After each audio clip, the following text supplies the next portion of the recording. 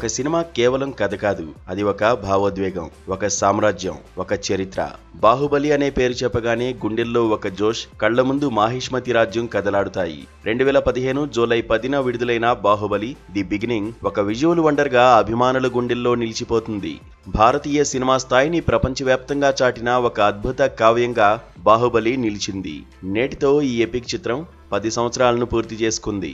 ఈ సందర్భంగా అభిమానులకు ఒక గ్రాండ్ సర్ప్రైజ్ సిద్ధమవుతోంది.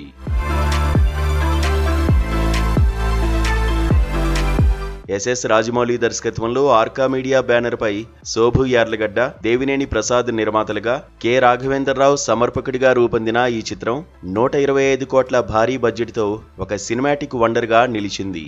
ప్రభాస్ బాహుబలిగా, రాణా భల్లాలదేవగా, అనుష్క దేవసేనగా, తమన్నా అవంతిగా చేసిన మాయాజాలం ప్రేక్షకులను మంత్రముగ్ధులను చేసింది.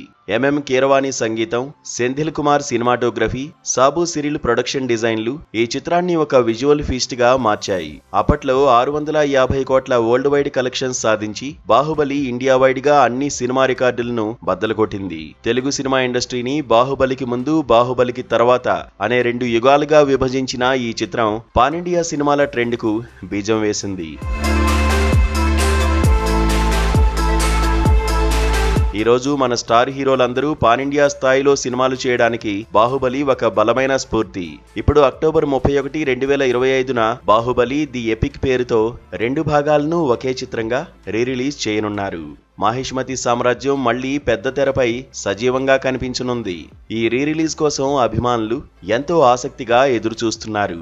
అప్పట్లో ఎన్నో రికార్డులను సృష్టించిన ఈ చిత్రం ఈసారి ఎన్ని కొత్త మైలురాళ్లను నెలకొల్పుతుందో ఊహించడం కష్టం.